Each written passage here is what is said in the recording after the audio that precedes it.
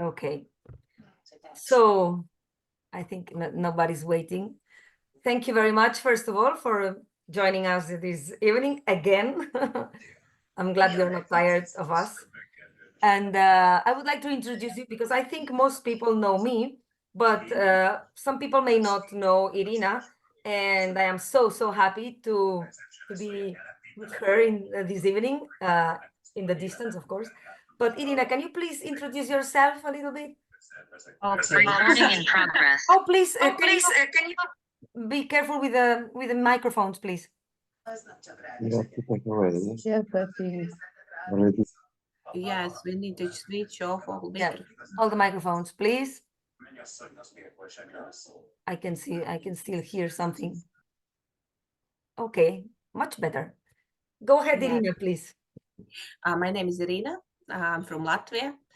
I'm assistant instructor in INBTI, and I'm head of K9 unit of SAR Bezvests.lv. It's the biggest SAR organization in Latvia. We found 150 people, and it's a very good result. It's not only for kinologists, but for all our team. It's a very good result, and we are making Mantrailing science 2017, and it's really interesting for us because with this method we took good results, and it's very important for us. That's all. Yeah, no, that's all, but that's a lot. I'm just trying to switch the videos off so we can Yes. It's not necessary that we see everybody, and I think the connection will be better. Irina is a very humble person, but she knows a lot. She has an amazing experience in a lot of real cases because she has been working for a long time and she has been very successful together with the team. Remember that this is always a team effort. And she's very keen about, or she knows a lot about the subject of this webinar, about reading the dog. This is why I told her, Irina, we should do something together about this, because you know how important it is to be able to read our dogs during a trail, isn't it? Yes, correct.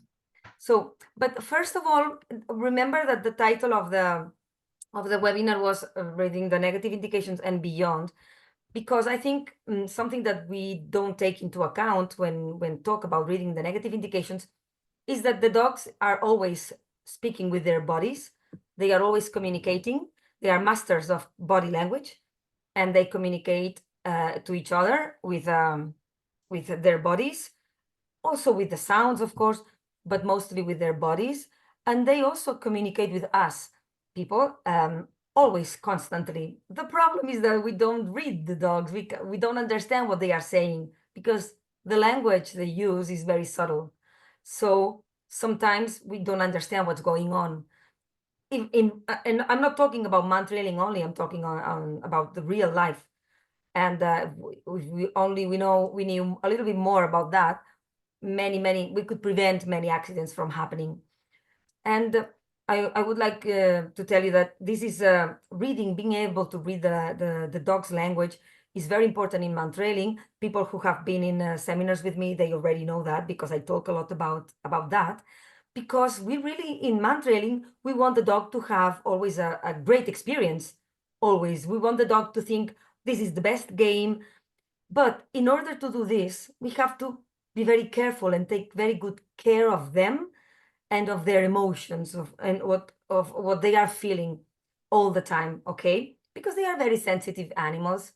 Even the hardest dogs are very sensitive deep inside, and we should understand that. So when we talk about reading the dog, I was explaining, we were talking the other day with Irina, preparing this webinar, and I told her that the Mantrailing starts really when the dog goes out of the car. But Irina said, no, Monica, the trail starts at home. Remember you told me that, Irina? Yes. And I said, you're absolutely right. We are building in Mantrailing every day, in every trail, an emotion in the dog. So when we take our things, pack our things, prepare our rewards for the dog, we should already see something in the dogs. We should already see some kind of excitement, or maybe not, maybe some like anxiety or something. So we have to start observing our dogs right at home when we tell them, what are we gonna do? Or when I'm starting to prepare things. And this would be the first moment when we start. But then when we take the dog out of the car, we should also watch if the good dog is comfortable with the situation, if the dog is free, feels free to pee and sniff and everything. And then when we start and go and we start our starting routine, we should also pay attention to that. In the Kocher method, you know that we have, let's say, 3 types of starts. Sometimes it's 4 types of start, but the intensity, the delayed start, sent article start, and then there's also the casting, but this is something different. But in the intensity and the delayed start, when there is an interaction or with a runner, with a person, we should also pay attention to that very carefully, because as we talked about this in the webinar, in the previous webinar with Aideen from Ireland, we talked about the emotions and and how the dog felt during the intensity, during this teasing moment. So yes, we should be very, very aware of that, and also in the delayed start, because everything we do can impact can have an impact on our dog. And maybe the dog is not comfortable with the position, maybe the dog is not comfortable with something, and that's, or maybe we are starting to move the dog from one side to the other side, and the dog doesn't feel comfortable. Then the dog's emotion, when we ask them to start, will not be good, will not be the one that we want. So we should be able to read our dog's body language at every moment of the trail. Irina will talk about the moment of the trail itself, because she has a lovely PowerPoint about this. But I want to skip that part and tell you that also when the dog finds the runner should create a good emotion and a good yeah, a positive relationship with the dog when the dog finds him. So keep the distance if necessary, talk with a smooth voice or soft voice if necessary. So, and the runner should be able to read these emotions in the dog. The handler, of course, should know the dog, and also the instructor can help, because some people sometimes don't see some things, and maybe in that case the instructor can help. Okay. And I would like just to tell you, you want to say something, Irina? You know, all of this is okay, but you know, many years ago, one instructor I know told me that the main difference between a handler and a good handler or kinologist is that the handler's only function is hold the lead. A good handler's function is to communicate with the dog. Absolutely. And this communication is starting from the morning and goes during all this day. Yes, driving a car by car and go to the starting position. Yes, and during this pre-start ritual and start ritual and all trail, and the main goal is to get information from the dog's behavior and to react to it. And that's why we need to understand that if we are want to be a good kinologist or good handler, our function is not to hold the lead. Our function is to communicate with the dog. Absolutely, absolutely. And it's like I always say, it's like a bidirectional communication. The dog communicates, and we also have to communicate with the dog if we want to be really a really good team. And the dog must understand and must know that the handler behind understands what the dog is communicating with the body. So this is not something that is maybe easy. It takes time. It takes lots of trails, but with practice you can achieve these observation skills that will take your mantrailing to a different level, because your communication will be so good that we will not need even words. So as I was telling before, and I will just share a couple of anecdotes I have asked permission to the people involved if I could share this, and then we will go to Irina's PowerPoint. There was in a seminar in Austria, a lovely woman with a very shy dog, and Daniela, and the dog is Shadow, and he was very shy, and it's like Shadow, yeah, it makes sense a little bit. And Daniela, I don't know if she's here, but I will see her next week. And we were preparing to do the trail, or I don't know if we were like rewarding the dog or something. And the dog was so shy that in a certain moment I shouted like, "Oh, good job! Oh, so nice!" You know that I am quite expressive.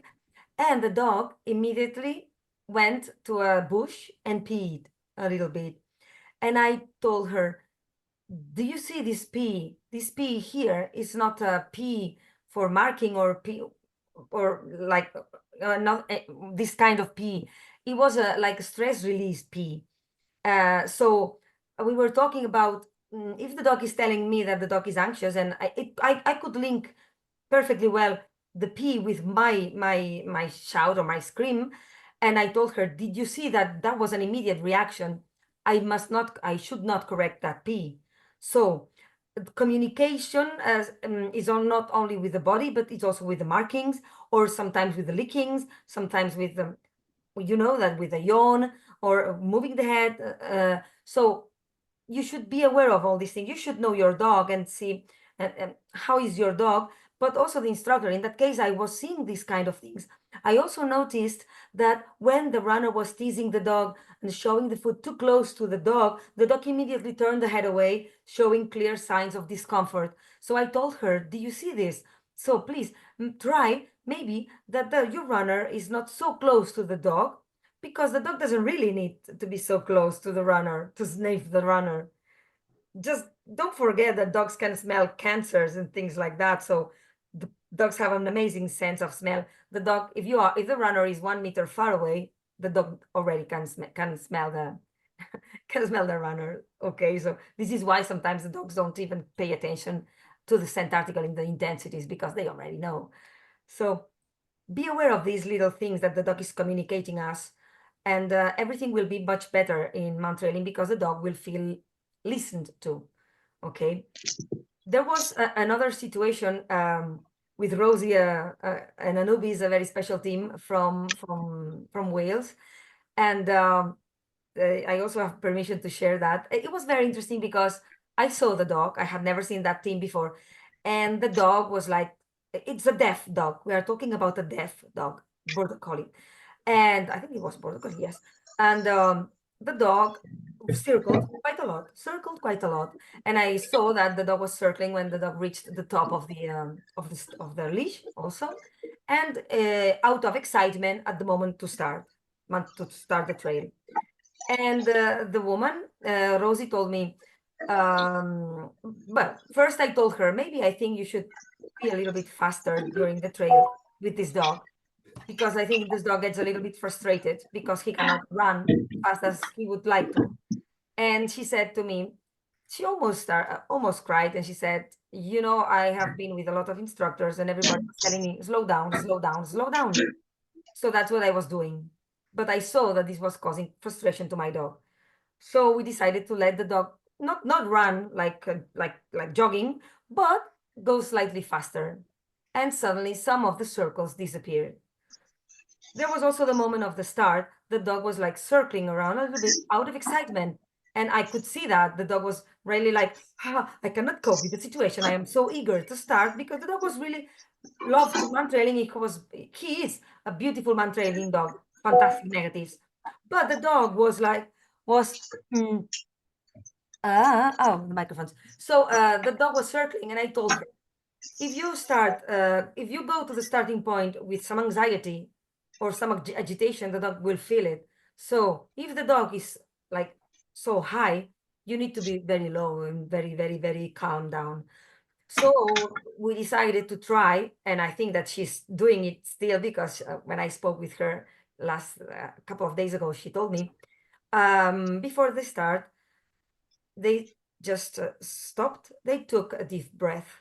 The handler took a deep breath, dog suddenly and immediately started to calm down, and then she gave him the hand signal to start trailing. And all these little details that I could see helped them improve. So if you see that your dog needs some kind of things or some distance or something, please tell to your instructor or to the people who are helping you, and they should try to respect what you ask, because maybe you are right. So and if you are a handler with a dog, and if the instructor maybe gives you a suggestion, you can give it a try and see if it works. But always try that everything has a reason, okay? And the most important reason always will be to listen to your dog and to see if your dog is comfortable. Okay, that's what we would like our dogs enjoy every single step of the trail of Mantrailing, even when the moment when we tell them to start. Sorry, when we tell them let's go to work, and we are preparing the treats at home. That said, I would like Irina, please, if you can show us your little PowerPoint, and then we can show. I have a few videos that we can watch together, but first, Irina can show us the PowerPoint. Yes, before this presentation, I would to say that during trainings in my team and in seminars, we often talked about the need to read dog signals. When assessing a canine's work, we first talked about how strong the signals of a particular dog were and whether the handler was able to recognize them. And we often expect a good trainer to be able to see and read signals of different dogs breed. We expect a dog trainer to show our dog signals more accurately and with better quality as a result of training. But many people doesn't understand and doesn't know what's its meaning to see this behavior, what means these signals, and what's meaning recognizing his dog's signals. And of course, I ask every student to read Kocher's book and try to see the dog signals described in the book in their own dog's behavior. But practice shows that this is not easy, and I understand why. A beginner needs to handle long leashes and not get caught in the leash, and to handle the dog in his hand, and to put on the bridle, to run madly somewhere after the dog and not to follow, or to listen to what the trainer says behind and not to rush into a tree. It's really hard to keep your attention on the dog itself.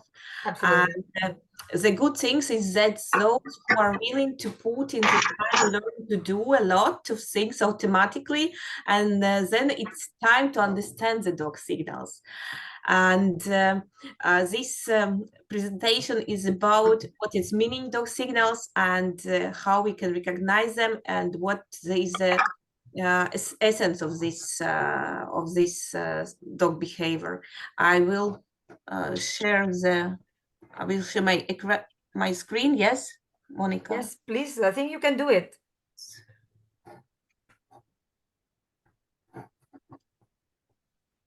Do you see my screen? Yes. Yes. Okay. Okay.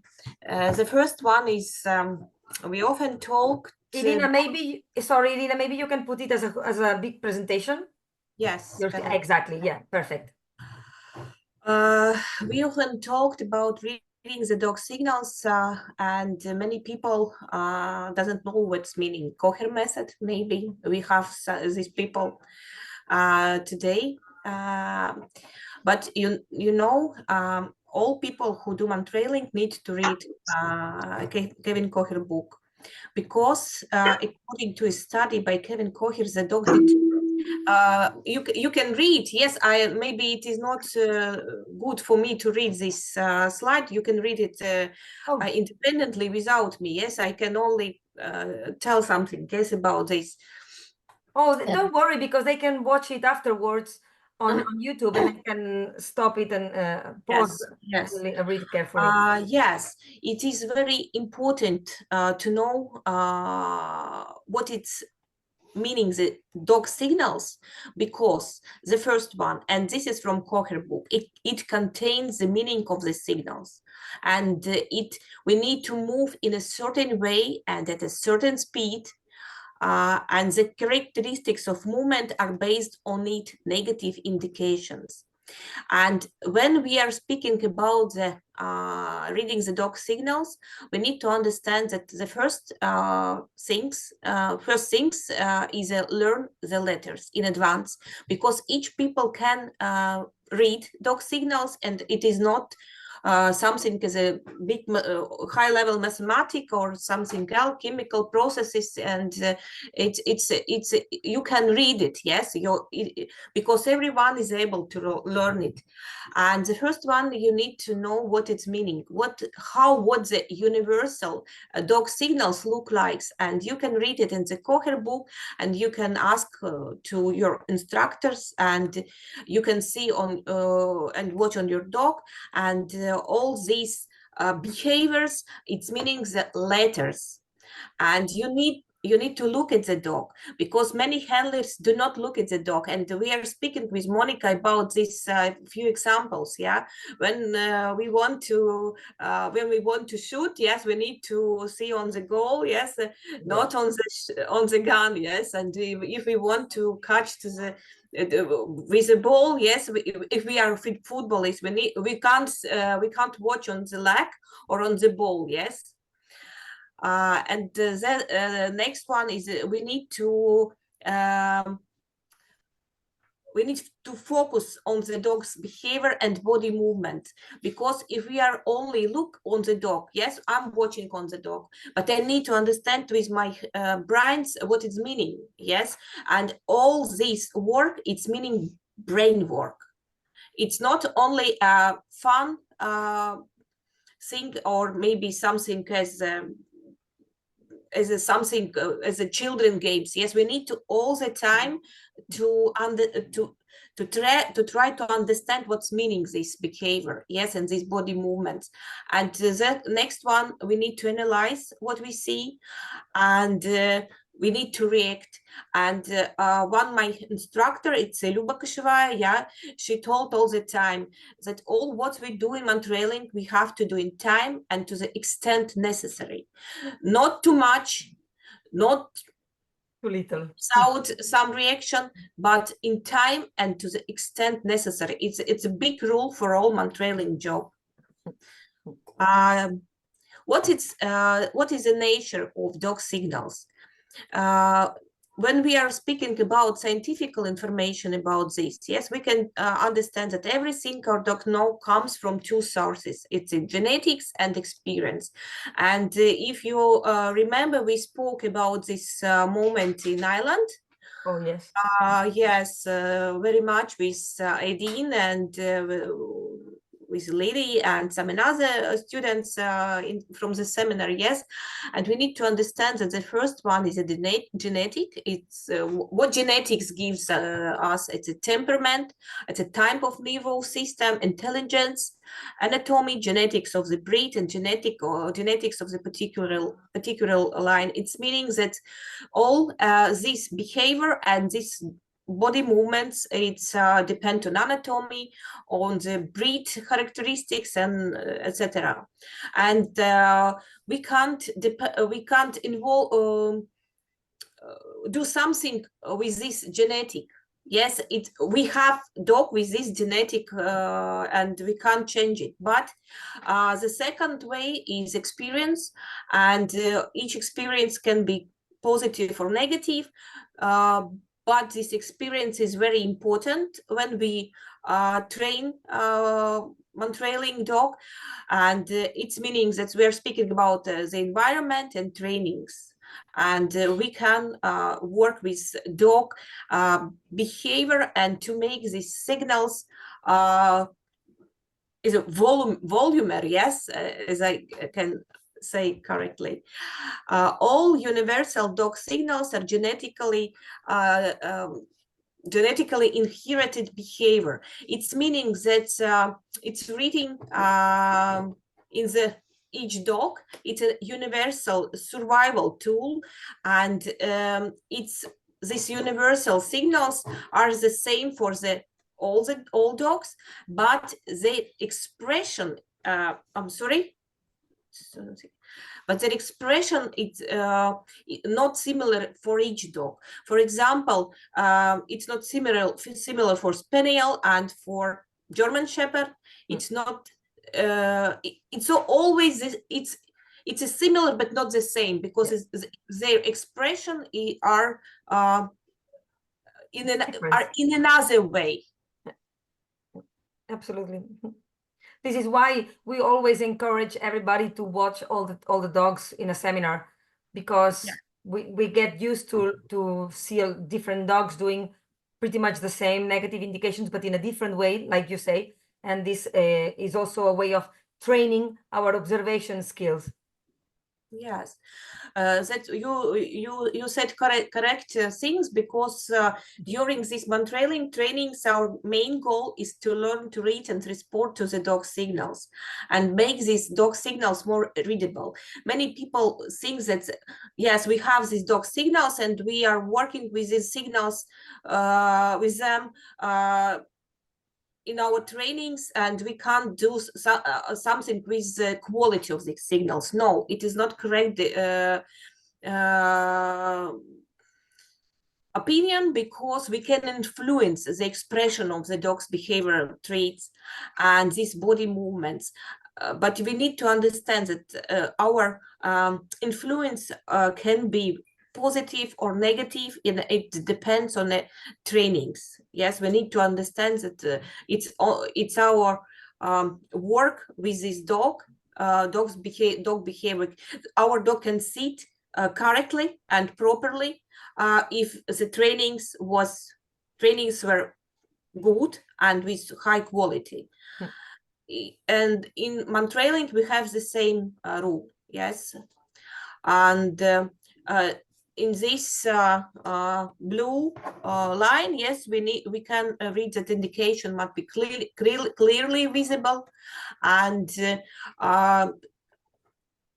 the same during the expression of this negative indication has to be the same throughout the training process and actually during training and in real cases, because if the behavior of our dog in real case is the same which was in the trainings, for us it's a very good information and we can understand this dog, and it makes our stress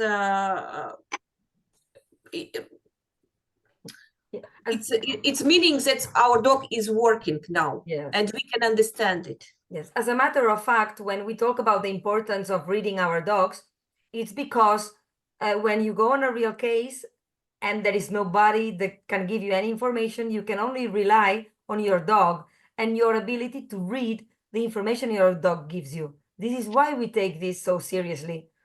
If you don't go to a real cases, reading the dog is also a wonderful way to connect more with your dog. But if you go to real cases, I think it is essential. If you cannot read your dog, you should not go on a real case. It is not possible, yes, because it is not the work, it's only something running from the starting position to the finish position. And the problem is that when people go on a real case without this, they don't contribute enough to the search, because they just expect the dog to do everything. And if the dog has a problem, they don't know how to solve it or how to fix it or where the dog was working last, so they have a problem. Oh, sorry. No? Yes. I'm sorry for my English, but maybe I can say something something in the other words, but I will try. Okay. What is the first? Please, what's the dog's speed of movement? Because the first thing what we need to control is a dog speed.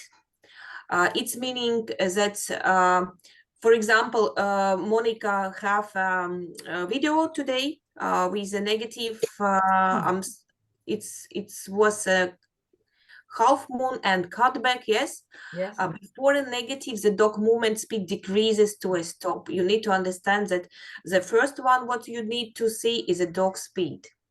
And the second one, you need to watch closely. Watch closely is Kevin Kocher's words from this book. Yes, the dog's body movement and muscular work, because each dog has his own musculature is in tone and focus on the scent, and you need to understand not only your dog but all dogs in your group. You need to see them, you need to watch many seminars and to go as an observers to the seminars, because you need to understand that it is very important to see many works and many trails, because if you will see, for example, thousands or many thousand works, yes, and trails, you will work with your brains and with your attention and with your analyze. Yes, and in this case, you will understand your dog as well. And the third is watch the ways of the flowing negatives, because it's very important. We have a big course about these flowing negatives, how we can read it and how we can work with them. Yeah. But you know, to understand that the negative indication can be with high quality, and you can train your flowing negatives and to make this quality higher and higher during the trainings. And mind you, work with a leash, and you can work with a leash, for example, without dog. Because it's something as a mechanical processes. Yes, you need to know how you will work with a leash and what you will do in one case, for example, when the dog will show the cutback. Yes, what will be your correct reaction? Yes, on this cutback. Yes, and if you need to start your work with a leash without dog. Please try it, and you will see that it will give you a good result. And many instructors, and I know Monica likes these trainings without the dog. Yes, because it's really interesting. Yes, and you need to understand that the leash it's something as a translator for the dog signals. Yes, when, for example, your position is correct, exactly behind the dog, the flying negatives move smoothly left and right at about 30 degrees. And for you, it's a very good information if your leash is working to right and to left, to right and to left. It's meaning that the dog will show is showing the negatives to you. And if the reaction of the dog is only to go to the stride without negatives, it's a signal to you. And for example, if the leash is slack, it means that the dog speed had slowed down. Yes, wait for a stop and for a negative, for example, for cutback. Yes, and you need to understand that each reaction from the dog, it goes through this leash to you. Yes. Next one, here are some tips on how to learn to read your dog signals faster. You know that each instructor has his own rules and orders. Yes, of course, we are working by Kocher method, and for me is the best method to Mantrailing. Yes, but you need to understand that each instructor has his own methodic or his own order how to organize these trainings. Yes. And for example, for me, it's very important to tell to students that you need to observe how other canine pairs in your work, in your team work. Yeah. It's meaning that don't stay behind the car and blah blah blah blah blah, which other students. Yes. You need to see how they what it's meaning the dog signals, for example, for your colleagues, as well as at seminars and camps and workshops and other places. Yes, it is you know, many people don't want to go to the seminar without dog. Oh, It yes. means that yes, if I can't go with my dog, it is not necessary to me. But it's a big mistake. You need to go and you need to see and to look how other instructors works, and how other canines peers works, how other dogs can show negatives, and what is the mistakes, and what is the correct trails, yes, correct Yes. training. Yes, you need to understand that you are not only in one country. There are many countries and there are many instructors who works with Mantrailing and do Mantrailing in a high quality level, and you need to go and to see, and you need to look at your dog during training, because many people doesn't do it. For example, during the inventory circle, this person can see all the ways. What is the meaning? Yes, not you need to see only. You are two. You are some kind of two colleagues. Yes. Yes, You you are a and your team. You dog. are a team with your Yes, you dog. are a team. Yes, and you need to watch on your dog, because all signals about a smell will comes only from the dog, not from this observing, but only from the dog. Please see, please watch, and don't see to the other ways when you are working. It's the same is during the trainings, during the real cases. You need to see on your dog, and that's all. And for me, it's very interesting to use a head-mounted video camera.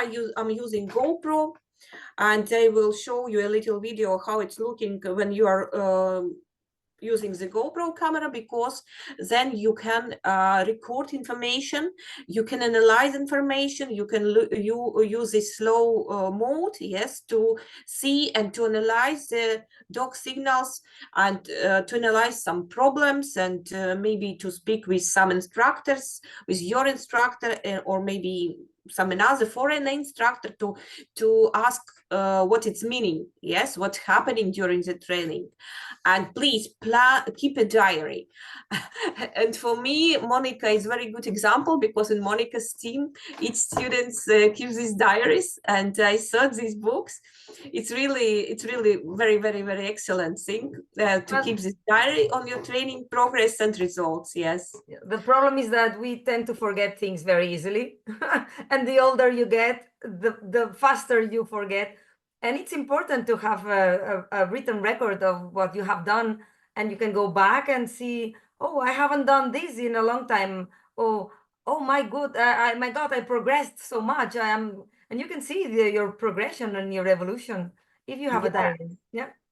And yes, and the next one is you need to plan your exercises that focus on recognizing, reading, and responding to certain dog signals, because you need to understand that each your trail has some object of exercise, and you need to choose only one object of exercise. Don't make a trail as a salad. Choose only one object of exercise and work with this. And you can make your as the object of exercise these negative indications and reading.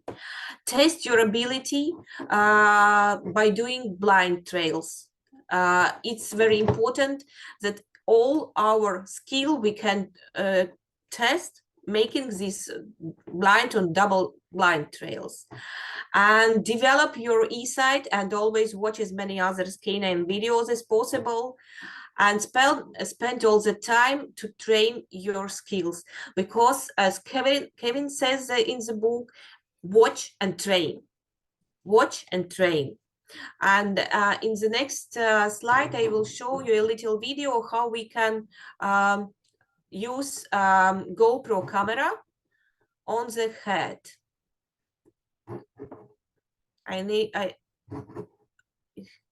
It doesn't working, yes? Yes. It's a dog, Casper, with alien handler, who can't read the dog signals properly. It's the first trail for this pair, but you need to to understand that the main goal is a negative indication and how to read them. Yeah, when we use this GoPro camera, we can analyze all our problems, where we are looking for, are the dog in the focus, yes, what we are doing during the trail, are we speaking all the time, or maybe it's something we have some difficulties, yes, and then we can analyze this trail. That's why please use this GoPro camera to analyze all information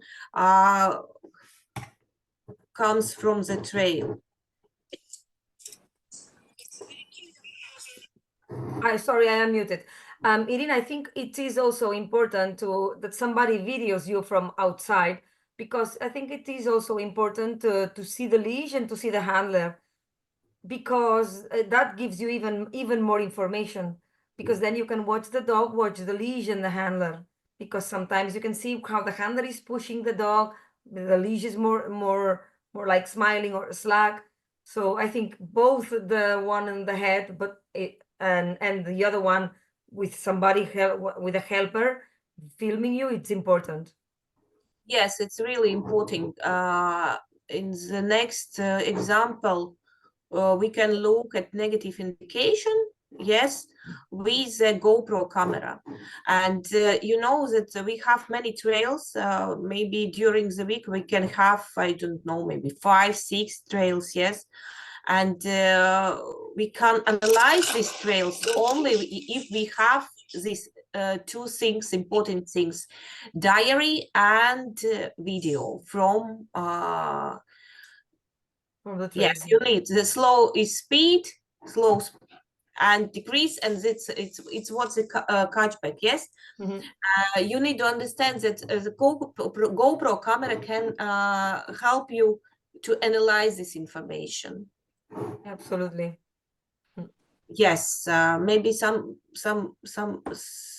people has a question about this presentation. I can answer.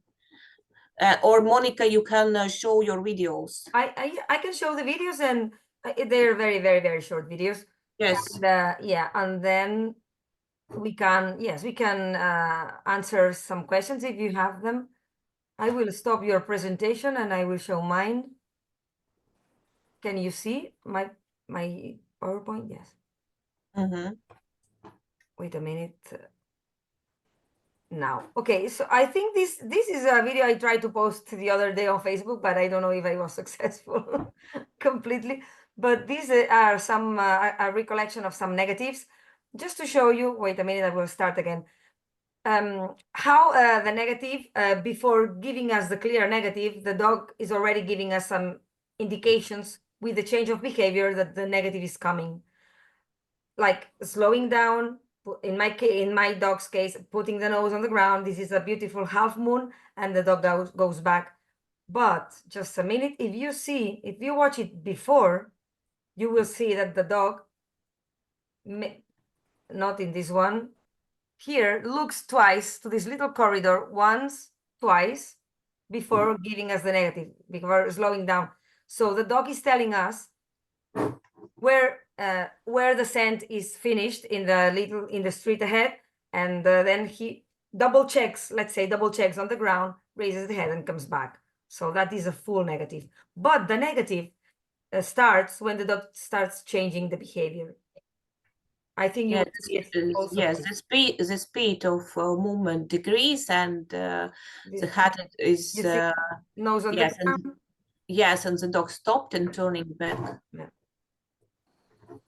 So that's another very clear half moon here. Of course, in the woods you cannot see maybe the things so as clear as in urban.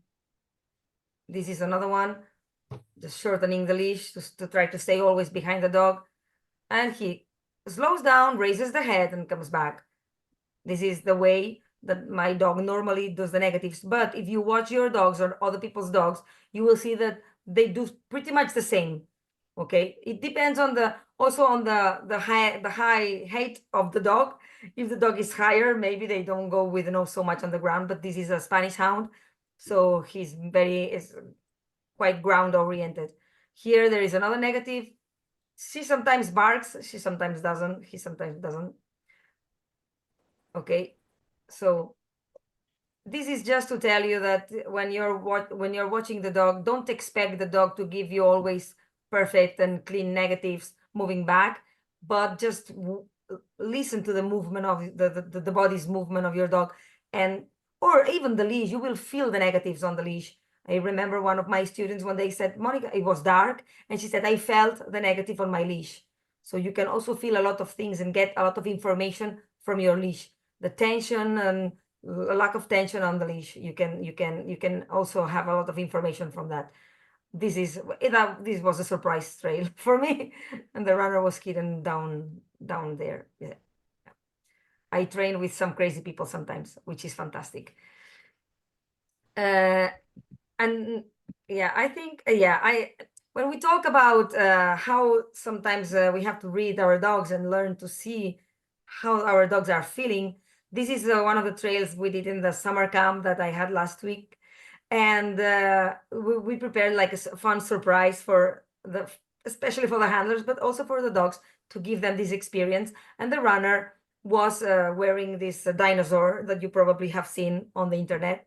So Ernest, who is a little bit crazy, you know him, he bought the dinosaur for at Christmas, and he kept it for the summer camp. It was a nice experience, but it was very important in this exercise that the handler read the dog, because you could see most of the dogs got a little bit scared, and then the role of the runner, like taking this out and being more visible to the dog, and rewarding the dog and praising the dog and giving the dog the food to the dog.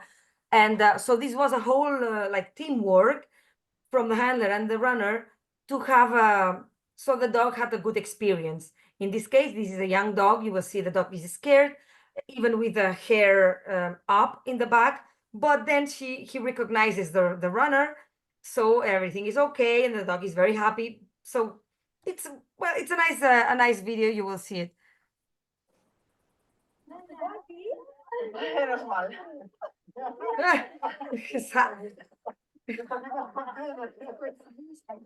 And the runner here is very good because she's talking to the dog knows her, that she's giving the dog food.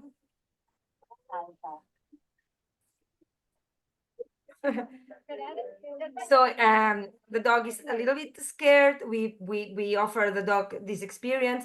It's not that the dog never has to go to find the people wearing dinosaurs, but these are like, you know how we work. This is giving the dog a lot of experiences to put in the backpack or in their brains to make them stronger, so, and more used to anything that can happen in life. So it was all a very nice experience. And we managed to keep it secret for everybody. So we asked everybody, please don't tell about this exercise. So it was good. Everybody was quiet. And here, this is a very interesting, a very nice also little video from this summer camp.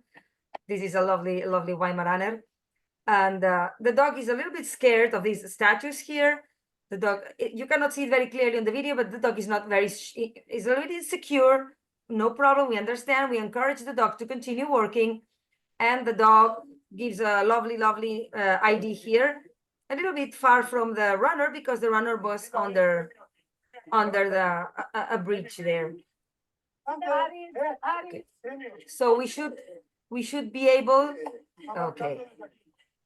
So we should be able, when we see these little moments when the dog is a little bit scared, we should not like be frustrated or angry with our dog, and we should just empathize with the dog, understand, okay, my dog is a little insecure. In that case, it was these statues that the dog needed even to check a little bit. No big deal in that case. But if maybe you find during your trail a dog coming in front of you, and you see your dog is uncomfortable because you can read your dog's body language, just to respect that, accept what is happening to the dog, and don't put the dog in the situation to have to face that dog. The ones people who have trained with me know that in that case, maybe I ask the dog, the handler, stop your dog, let the other dog go, or if the person is with the dog is talking and cannot move, then I ask people, so stop the dog, go fast, pass the dog, and then continue the trail there. So always be aware during a trail of these little situations that where your dog is showing you not only the negatives, which are always very important, but this kind of signals that they're telling you the dog is uncomfortable with the situation, which I think this is very important also. This is the same thing, and this exercise was a very interesting one because we were very, very lucky to have some people helping us. And we got one, the runner was hanging off the bridge with some ropes. He's a climber. He's in an alpine rescue of the firefighters. So he was willing to help us a couple of mornings. So he was hanging there. So it was not a vehicle pickup because the scent was still there under the bridge. So it was something new for all the dogs in the summer camp. So they had to try to understand what was going on. It was not like an end of scent. Although if some dogs showed like an end of trail ID, we also rewarded that because sure enough, after the bridge, there is no scent. Okay, so you will see this dog, how he's trying to understand the situation, how the dog is showing some confusion. And there is a moment, yeah, the dog is, because the dog can smell the scent coming, but the dog doesn't understand the situation because it's a new scent puzzle. We love to call these kind of situations scent puzzles. So you will see what the dog does here. Shaking, you probably have seen it in many dogs also. Shaking is a sign of confusion, a little bit of stress. Okay, so the dog in that case, this was not a blind trail for this handler, but the handler, if that was blind, the handler should know something is going on here, something is happening. And with all these beautiful half moons from one side of the bridge to the other side of the bridge, and this shake, so if, in a case of a blind trail, you should already know, okay, I think the scent goes no further, okay, because the dog is clearly telling you. And in that case, we encourage the dog to continue trying to understand the situation. And there comes a moment when the dog clearly tells the handler, the scent ends here. But, and what we did in that case, we asked the runner to show up with the ropes hanging. And so the dog could see that the runner was, yes, in fact, down there. Okay, confirming the dog that was a good job. Okay, so this is something that you can also try to do. And this very last clip is from also a very shy dog. When I met this team, the dog was extremely scared of things.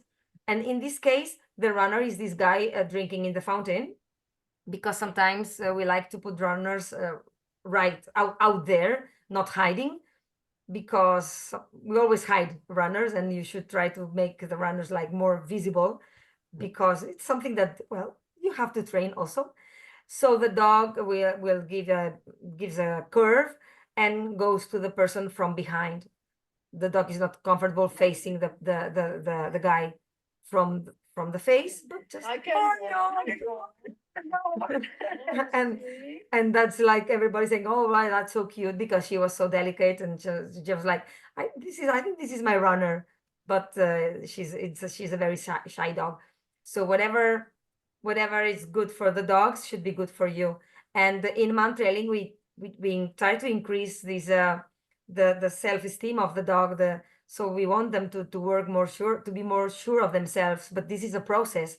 So this dog is well, she has changed immensely, but she's still shy, especially with men, or the situations that she doesn't understand. But as long as the handler understands the dog, that's perfect. This is not a problem. It's something that we know and that we have to work. So I think these are my videos. I have many more videos on my YouTube channel, and I really don't want to put more videos here. Maybe one day, but I don't want to make it longer, this webinar. Irina, do you want to add something about the negatives? And I'm only 2 words from the Kevin Kocher book, Watch and Train. Watch and train. yes. If you do something you will get a result. Yes. Watch and train. Yes. And train your dog and then learn to trust them. Yes. Because the most important problem in mantrailing is that we don't trust our dogs. It's very difficult to trust the dogs. It's like I say, it's like an act of faith. So you train your dog to do good negatives and clear negatives, and then trust your training and trust your dog. Correct. Yes. Yeah. And then it's beautiful when you get this connection with your dog and everything is fluent. It's beautiful, but it takes time, especially when you have like insecure or shy dogs. Also, with you have a very high drive dogs, you also have to be very careful, because you may have a lot of problems with very high drive dogs, and you really have to learn to read them also. Yes, and please give to the dogs the possibility to show these negatives.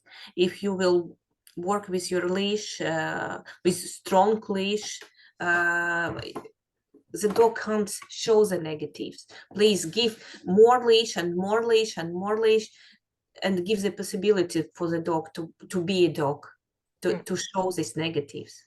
Yeah, to express themselves. Yes, don't block the leash, and give more leash to the dog, more leash during inventory circle, more leash during the trailing, in extent manner, yes, but give to the dog the possibility to show these signals. And even if you know the trail, please let the dog work, let the dog go out, let the dog make the half moons, let the dog make the negatives, because this is the way the dog learns. If you control too much, if you put tension on the leash because you know there will be a negative, you're not helping your dog. You are only letting your dog know that you are the boss, you know more than them. Yes, correct, because we can't influence genetic, but we can influence it to experience. And each trail is an experience to the dog. Yes. So I don't know if you have any questions, but thank you very much, Irina. This is a very good presentation. Thank you. I will work with my English, and I think it will be good. Yes. Irina thinks she doesn't speak English, but she does. So if you don't have any questions, we will leave it here. Thank you very much for your time, everyone.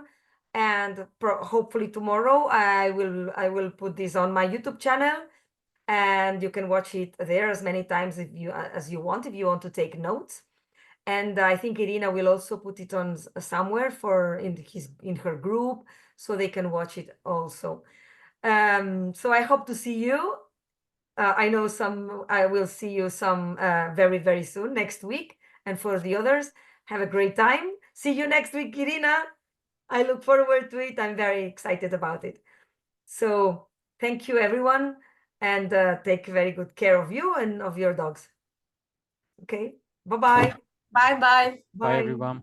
Bye. Everyone, thank you. Bye. Thank you. Bye-bye. Bye.